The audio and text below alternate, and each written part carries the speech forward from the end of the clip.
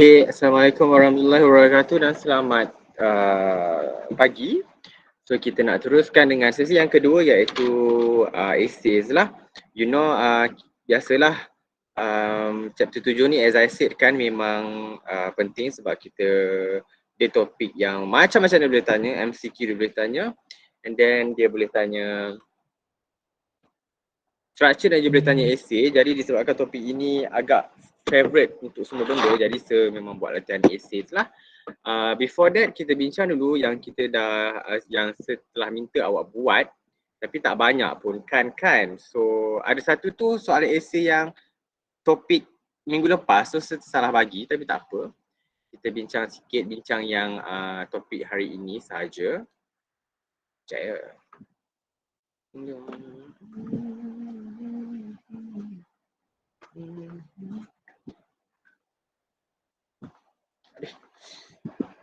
So bawa keluar latihan essay yang I minta you buat. And then let's see sama-sama lah. Boleh nampak skrin saya?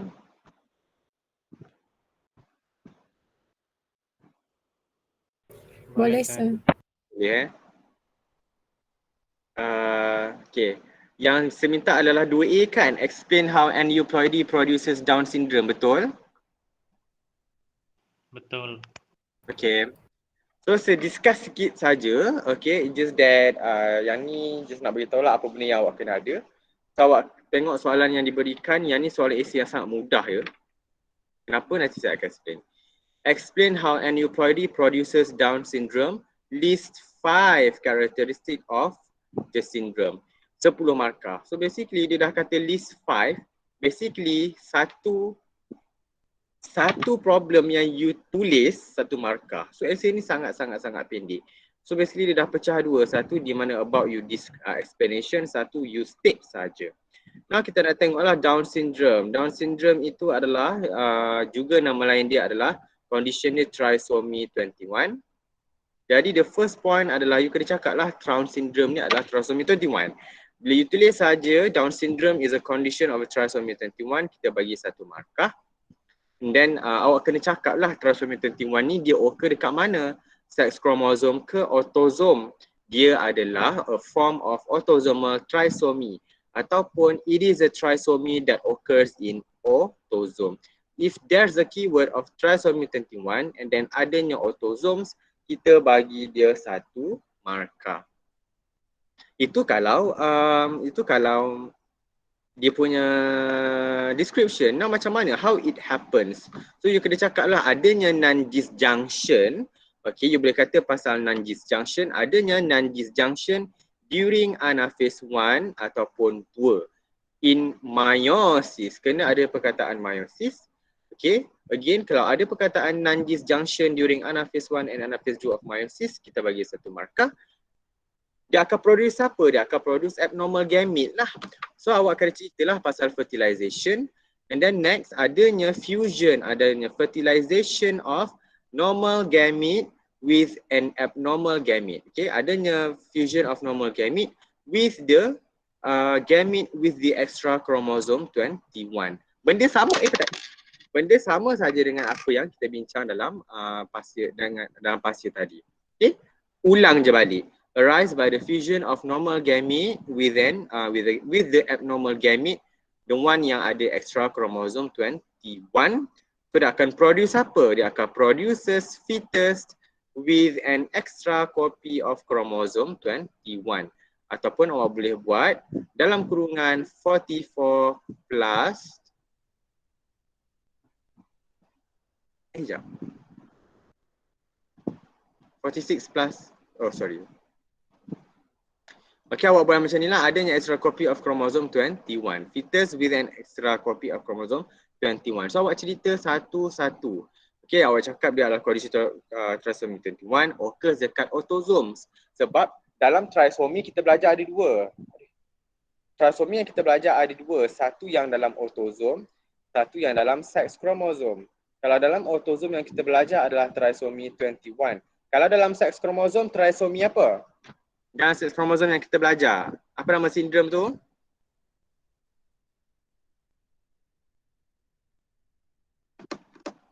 Apa? Klinefelter syndrome. Klinefelter syndrome. Good job. Klinefelter syndrome. Yang ni yang kita fokuskan, dia berlaku dekat autosomes. Okay. Ada saja all these perkataan, kita akan bagi satu markah. Eventually you akan dapatlah dengan mudahnya. Okay, awak akan dapat 5 markah. Okay. This one lah.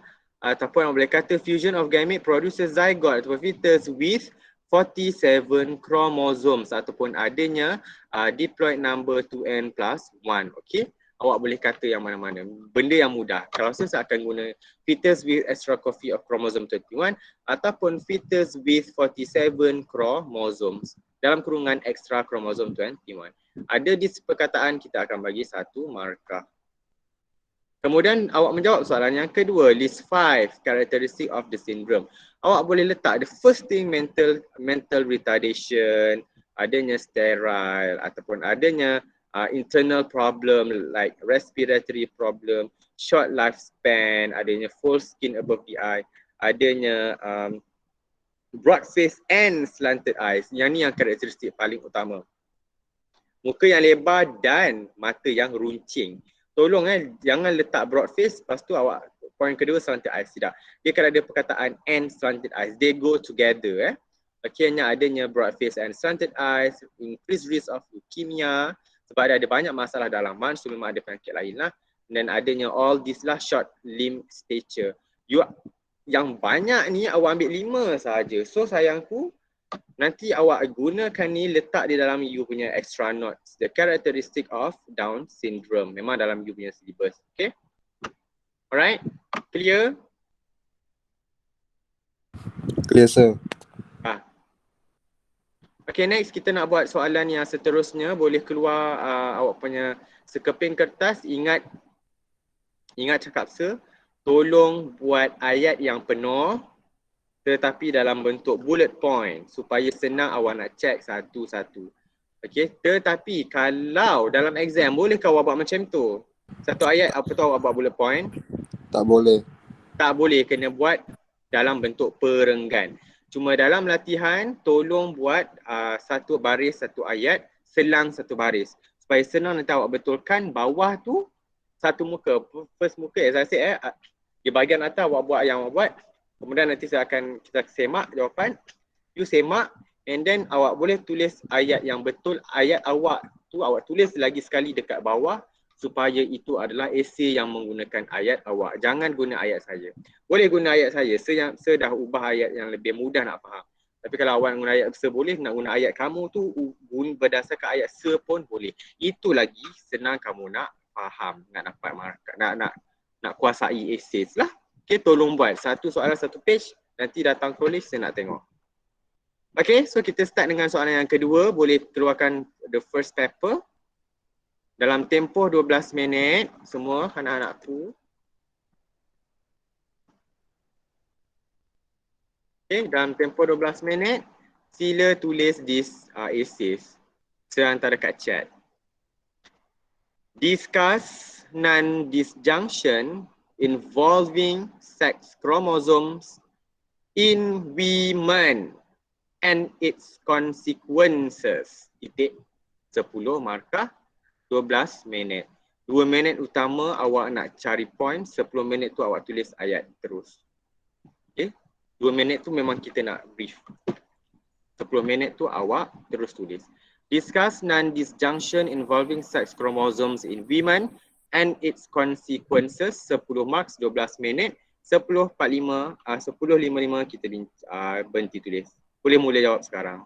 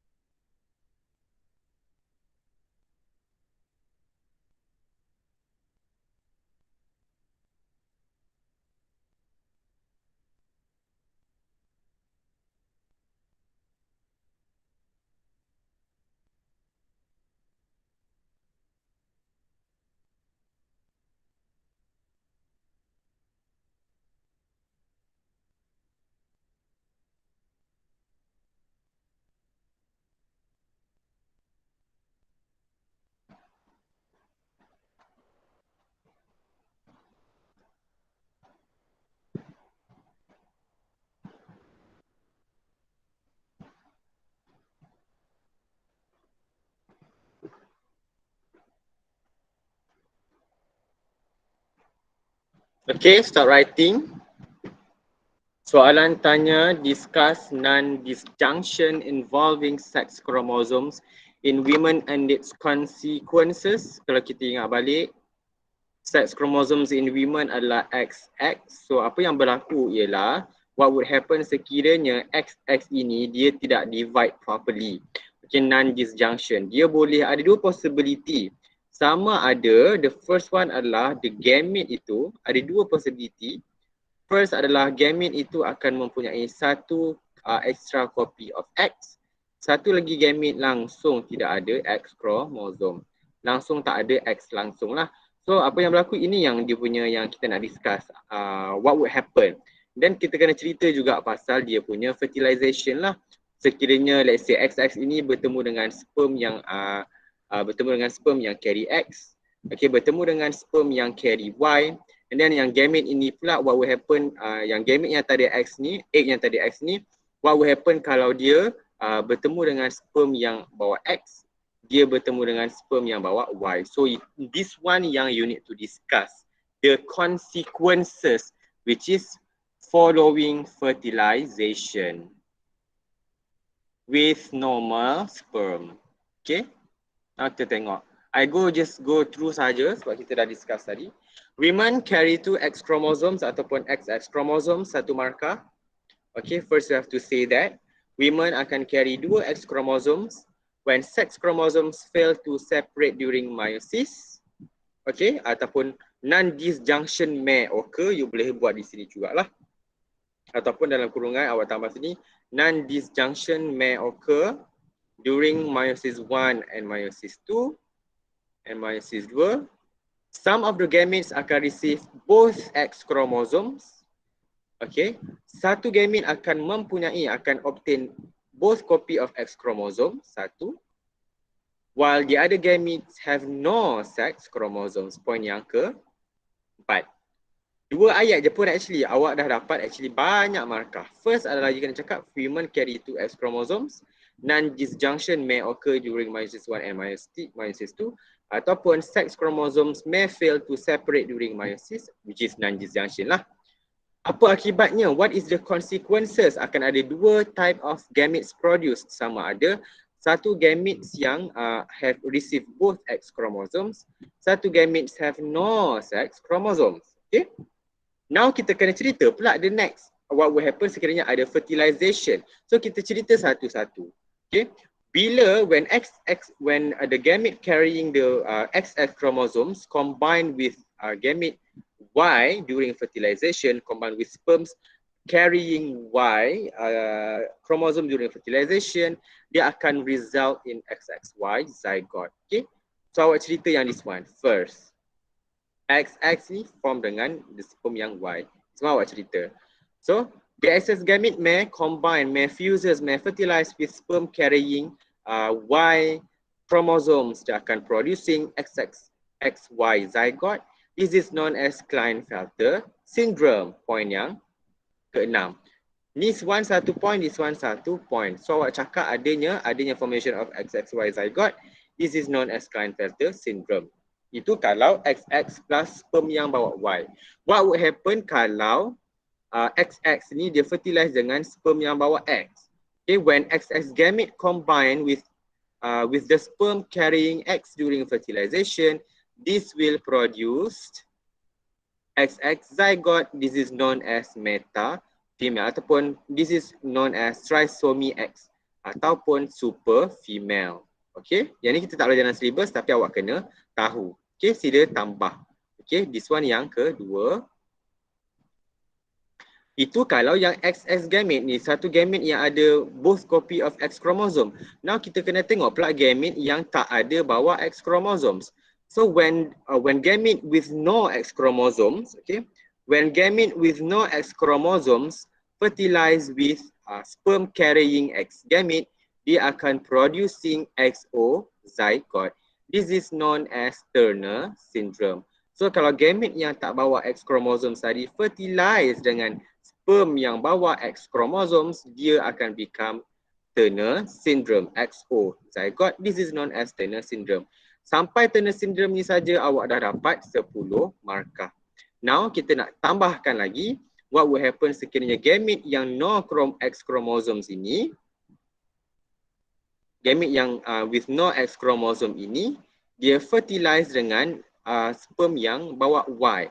When gamete with no X chromosomes fuse with Y, gamete yang bring with the sperm yang bawa Y chromosomes, this akan produce inviable YO zygote. Tambah hujung, YO zygote that is inviable ataupun non-viable. Lagi apa? Lagi perkataan lain? Lidl. Lethal. Lagi? Fatal. Fatal. Okay. Ni ambil yang ni. Inviable, non-viable, lethal and fatal. Ini saja yang awak kena cerita. Inilah yang dikatakan effect of non-disjunction in women. Kenapa sebuat esei ni? Sebab dia merangkumi banyak perkara. Dia boleh cerita dalam, dia boleh buat dalam structure, dia juga boleh buat di dalam, it can be done dalam dalam structure. Okay, that's why an essay as well. So that's why sebab this essay sebab dia macam menarik and dia boleh merangkumi banyak perkara. So again, awak cakap dulu, women tu ada XX chromosomes, non-disjunction may occur during menstruation, producing dua type of gamete, satu gamete having both copy of X chromosomes, satu gamete with no X chromosome at all. Now awak kena ceritalah pula fertilization dengan the normal sperm. Kalau XX fuses dengan sperm carrying the X producing male female, XX fuses with sperm carrying Y chromosome producing XXY, i.e. Klinefelter syndrome. Okay, gamete egg yang with no X chromosome fuses with sperm carrying the X chromosome producing XO zygote, which is Turner syndrome, and gamete with no chromosomes fuses with sperm carrying YO chromosomes, dia akan producing YO embryo that is inviable. Okay, faham semua? Faham, sir. Senang je kan? Tak susah kan? Yes, sir. Dia actually sangat simple. Okay, itu yang saya nak buat dalam esei ni. Saya nak mengubah persepsi bahawa esei itu susah. Actually tidak pun susah. Semua okey? Jangan tak okey pula ya. Okay, sir. Next question. Saya nak type di chat sekejap.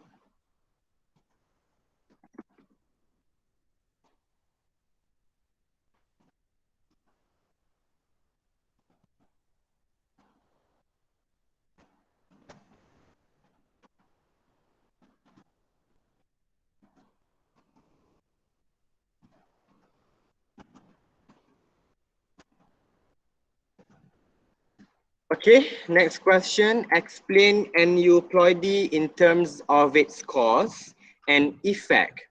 Give one example each. 10 markah. 12 minit boleh buat sekarang. 11 suku kita bincang. Okay.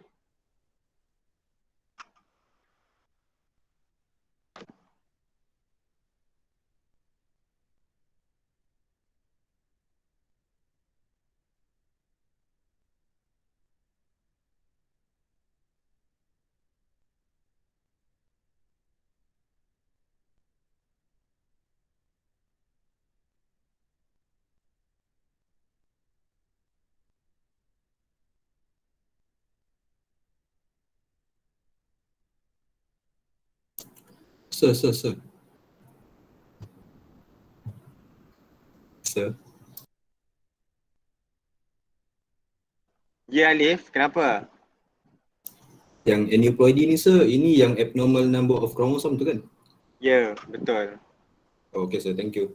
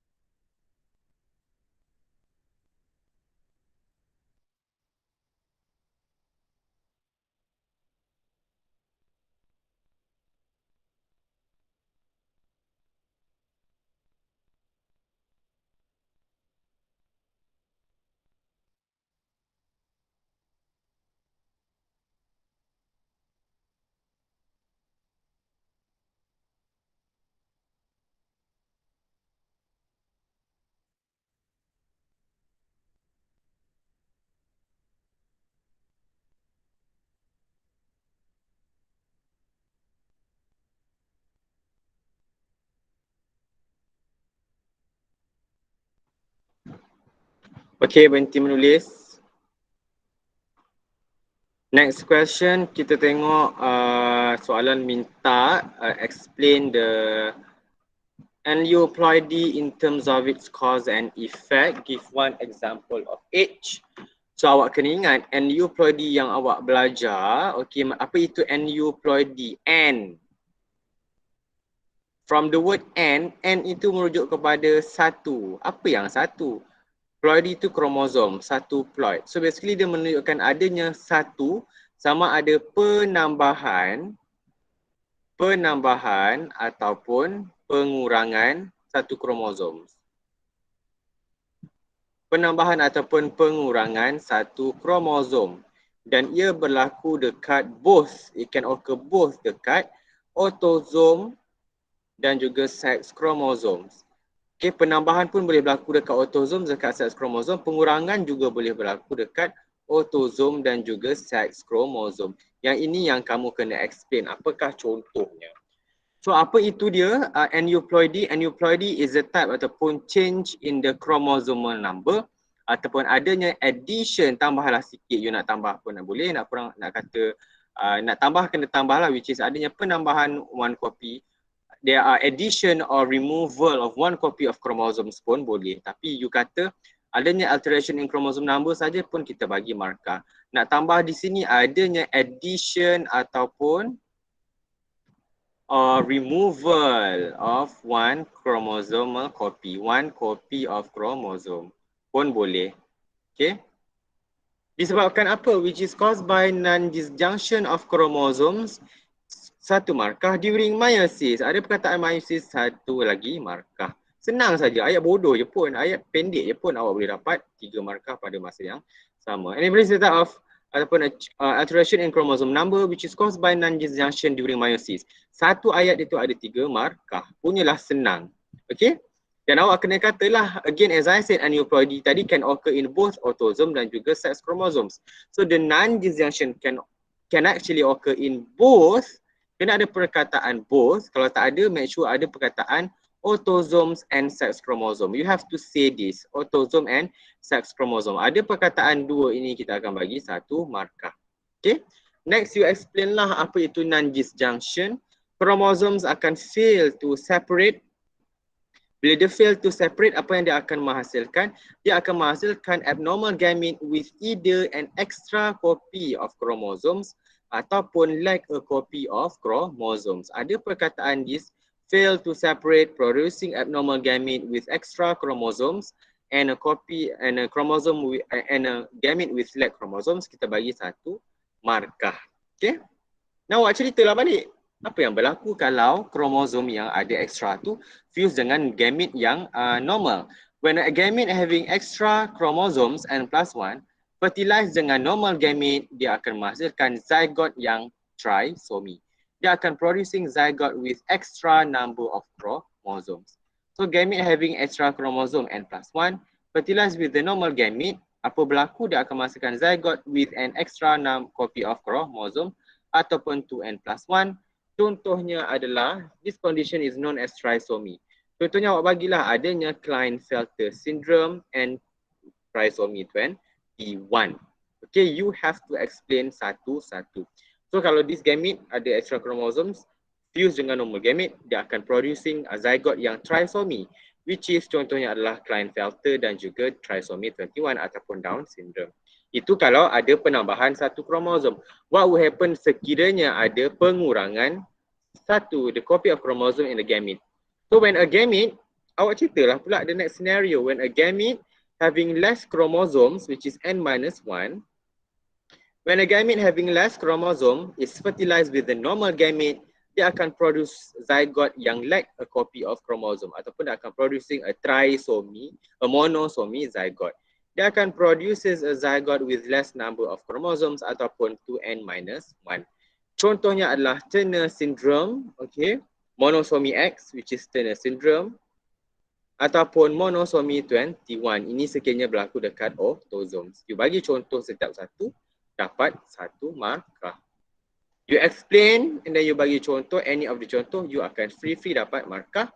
Dan awak eventually last kali awak ceritalah apakah dia punya effect dia akan adanya mental retardation, adanya sterility, adanya congenital disorder, aggressiveness dan sebagainya. Awak ceritalah pula dia punya efek hasil daripada aneuploidy itu tadi. Okay?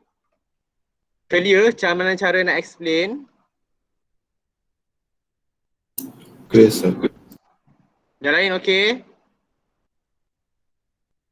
Okay, sir. Okay. Okay, sir.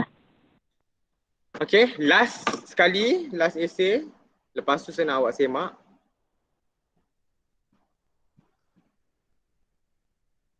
Bertabah ya.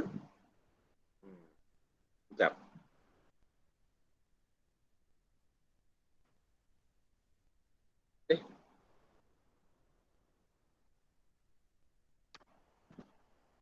Sekejap. Ini soalan senang.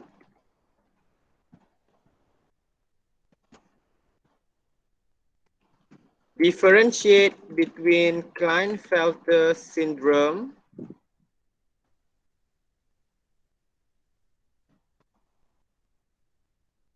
and Turner syndrome. Differentiate between Klinefelter and Turner syndrome.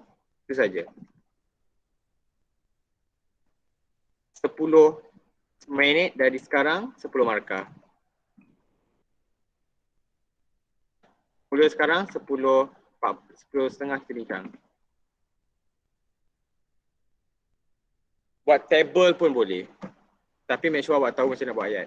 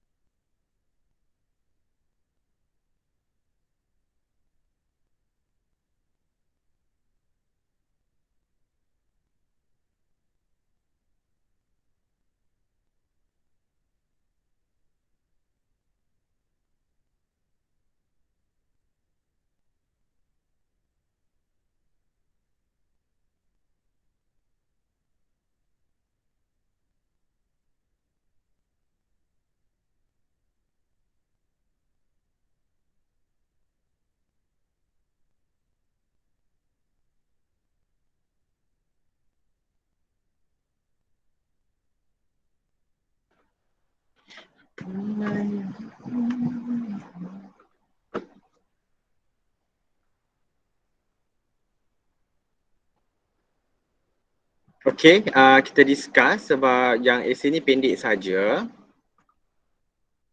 Sebab saya nak awak semak essay awak nanti. Sekejap Kita discuss teruslah. Untuk yang topik differentiate between Klinefelter syndrome and Turner syndrome, yang ini memang sangat-sangat famous. Dia memang banyak tanya di dalam. Nampak ke skrin saya? Tak. Nampak sir. Dia banyak ditanya dalam essay dan juga dalam structure. So, yang ni adalah jawapan dia.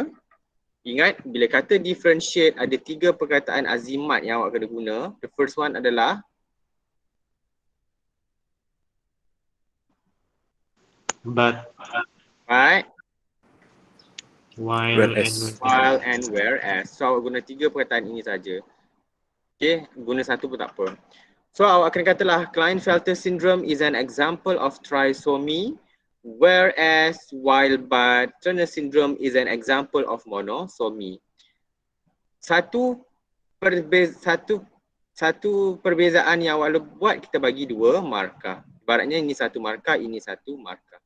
Next, Klinefelter syndrome occurs in male, 1 markah, whereas Turner syndrome occur in female, 1 markah. And then individual shows genotype XXY in Klinefelter syndrome, whereas in Turner syndrome, individual shows genotype XO. Dah dapat 6 markah, lagi 4 je lagi. And then awak katalah pula bilangan number of chromosomes. Klinefelter syndrome ada berapa in total sebab dia ada penambahan 1 kan. So maksudnya dia ada individual have 47 chromosomes. Manakala Turner syndrome dia adalah monosomy, means dia kekurangan 1 chromosomes. So dia ada individual tu ada 45 chromosomes. And then last awak tak tahu apa nak awak nak buat, awak ceritalah pasal dia punya condition. Klinefelter syndromes, the person suffering from Klinefelter syndromes have underdeveloped testes, that's why they're sterile.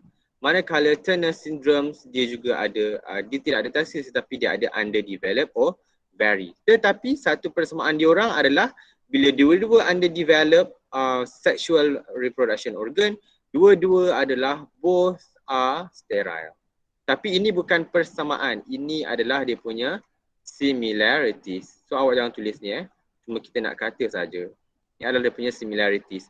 Disebabkan si lelaki ni testis kecil dan perempuan ni ovari dia kecil, tak mampu nak menghasilkan egg and sperm, maka both are sterile. Dan awak boleh katalah Klinefelter syndrome ni adanya feminized voice, the male is very large, adanya enlarged breast and everything. Tetapi Turner syndrome ni dia female tetapi ada poorly developed breast. So kalau awak fokus pada breast, dan awak cerita lah pasal breast. Pastikan ada dia punya perbezaan itu tally. Janganlah hang cerita, okay, occurs in male individual tetapi in Turner syndrome ada undeveloped ovary. Apa benda?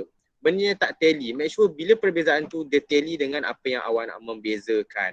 Contohnya kita nak, we want to talk about me and you. Apakah perbezaan Sir Shahazlan dengan student dia?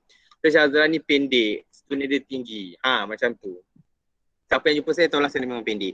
Sir Shahazlan ni pendek and then student dia tinggi. Okay, compare dengan Hanif Nazmi contoh, tinggi. Okay. And then what can you say about the knowledge? Sir Shahazlan punya knowledge lagi banyak berbanding student dia. Whereas the students have lower knowledge than him ataupun smaller amount of knowledge than him. Then Sir Shahazlan has first class degree in honours in biology, whereas his students have not yet still degree. Okay, tak ada lagi degree. Macam tu lah. Sir Shahazlan got 4 flat during his matriculation. His students have not yet received 4 flat. Macam tu. So make sure kita kena perbezaan itu tally supaya kita boleh bagi markah yang betul lah. Okay. Jangan kau cerita lain, hang cerita lain, yang lagi satu cerita lain. Okay, kita tak nak. Okay.